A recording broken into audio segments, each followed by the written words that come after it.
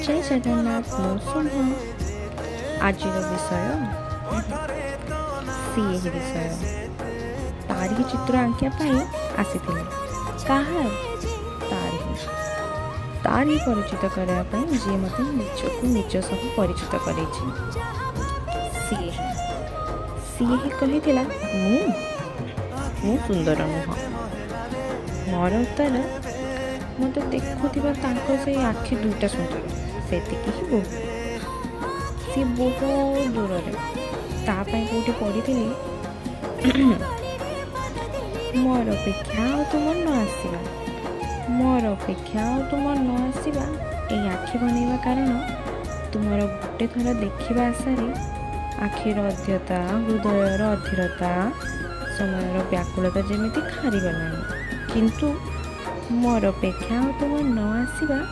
पुणी तुम सब अपेक्षा करवा जमी मोर अभ्यास हो गलानी।